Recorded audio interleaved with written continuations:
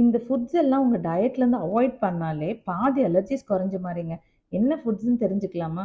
First and foremost உங்க canned foods. நான் ஃபாரின்ல இருக்க ஃபுட்டு தான் இங்க சாப்பிடுவேன்னு சொல்லிட்டு, சாசேஜஸ்ஸு, கேன்ல வர டியூனா, இல்ல ஃபிஷ்ஷு, இல்ல சிக்கன், கார்ன் இதெல்லாம் சாப்பிடும்போது, அத ப்ரிசர்வ் பண்றதுக்காண்டி நெறைய சால்ட்ஸ் அண்ட் ப்ரிசர்வேட்டிவ்ஸ் ஆட் பண்ணுவாங்க. 2வது மோஸ்ட் காமனஸ்ட் ஃபுட் அப்படின்னு பார்த்தோம்னா, நம்ம குழந்தைங்களுக்கு ஆசை ஆசையா வாங்கி குடுக்குற டெட்ரா பேக் ஜூஸஸும், மில்க் ஷேக்கும் சரி, இதுலயுமே அதிகமான ப்ரிசர்வேட்டிவ்ஸ் இருக்கனால, இது சில்ட்ரனுக்கு சீக்கிரமாவே allergic tendency and atopic dermatitis வர்றதுக்கான வாய்ப்புகள் இருக்கு. 3வது மோஸ்ட் காமன் ஃபுட் பார்த்தோம்னா, அதே மாரி பிஸ்கெட்ஸ் அண்ட் சிப்ஸ்.